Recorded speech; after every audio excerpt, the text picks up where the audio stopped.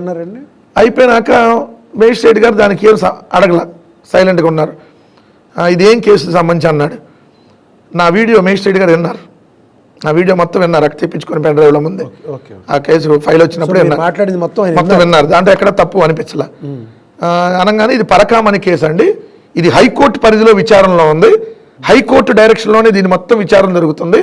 అలాంటి మన గౌరవ హైకోర్టు డైరెక్షన్లో ఉన్న కేసుని తప్పుగా పట్టిస్తూ ఇది హత్య అని చెప్పి సమాజంలో విద్వేషాలు రెచ్చగొడుతున్నారని చెప్పాడు.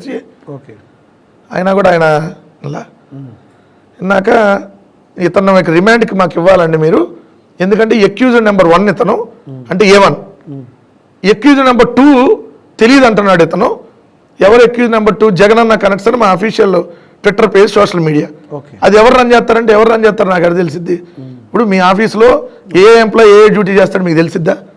అట్లాంటిది ఒక పార్టీలో ఎవరు విధులు అంటే మొత్తం నాకెలా తెలుస్తుంది? నా డ్యూటీ వరకే నాకు తెలుస్తుంది. అదే నేను చెప్పా, అది మా పేజే, ఎవరు రన్ చేస్తారో నాకెలా తెలిసిద్ది? దాని అడ్మిన్ ఎవరు నాకు ఎందుకుంటుంది? లేదు మరి మీ వీడియో దాంట్లో పోస్ట్ చేస్తే మీరు రీపోస్ట్ చేశారు అన్నాడు ఏది ఎంక్వైరీలో. నాది సోషల్ మీడియాలో పెట్టుకుంటే నాకు నెగిటివ్ కూడా 100 మంది పెట్టుకుని నన్ను తిట్టేవాళ్ళు కూడా ఉంటారు. దానికి నాకేం సంబంధం? ఎవడెవరు ఇప్పుడు నాకు నచ్చింది, ఎవరు నాకు కనపడింది నేను రీపోస్ట్ చేసుకుంటా అని చెప్పా. అదే అక్కడికి వెళ్ళి ఆయన జగనన్న కనెక్ట్స్ ఎక్యూజర్ నెంబర్ 2 వాళ్ళని కానీ మనం పట్టుకోవాలంటే ఇతను లోపలేసి విచారణ చేసి కస్టడీకి తీసుకోవాలన్నాడు.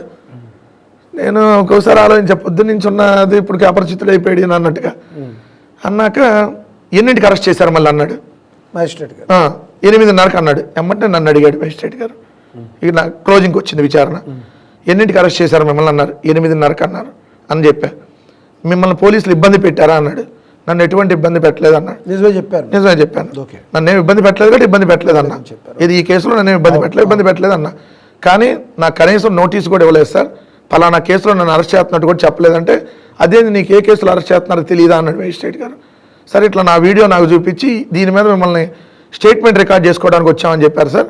స్టేట్మెంట్ కూడా రికార్డ్ చేసుకున్నారు, మా ఇంట్లో రాసుకున్నారు మొత్తం.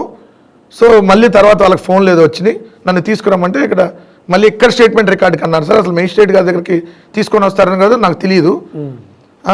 మరి నీకు ఏ నోటీస్ ఇవ్వలేదా అన్నాడు. నాకు నోటీస్ కాదు సార్, FIR కాపీ కూడా ఇవ్వలేదని చెప్పా.